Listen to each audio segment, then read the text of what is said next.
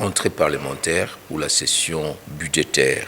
Et aujourd'hui, à quelques jours de cet événement, il était important que le bureau puisse d'abord se réunir pour faire le point de la situation et ensuite réunir la conférence de présidents qui est donc l'organe politique de gestion de l'Assemblée. Et enfin, les présidents de l'Assemblée nationale et les membres du bureau ont commencé à recevoir les différents caucus de notre Chambre. Alors, nous avons eu des échanges intéressants avec les caucus du Grand Équateur, qui comprend les provinces de l'ancienne province de l'Équateur, de l'ancienne formule. Nous avons ensuite reçu les caucus du Grand Katanga. Et enfin, pour la journée d'aujourd'hui, nous avons terminé avec les caucus du Grand Bandundu. Toutes ces réunions ont donc tourné autour de ces points essentiels,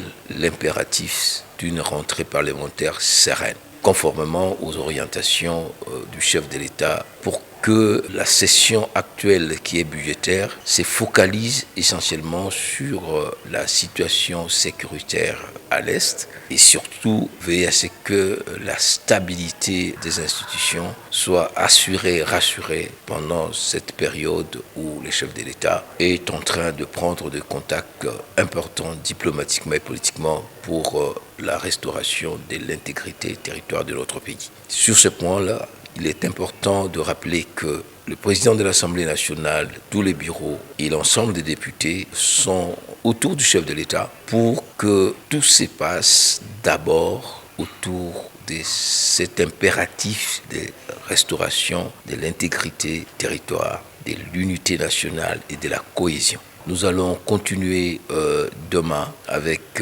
les caucus du Grand Kasaï, la Grande Orientale, de Kinshasa et du Congo central. C'est à l'issue de toutes ces rencontres que seront synthétisées l'ensemble des orientations qui vont donc nous permettre d'aborder en toute quiétude la session de septembre. C'est vrai qu'il y a des préoccupations soulevées par les députés, mais je crois que c'est à la fin de ces consultations que l'opinion saura comment cette rentrée parlementaire va se passer avec comme priorité le dépôt du budget du gouvernement pour l'exercice 2025-2026.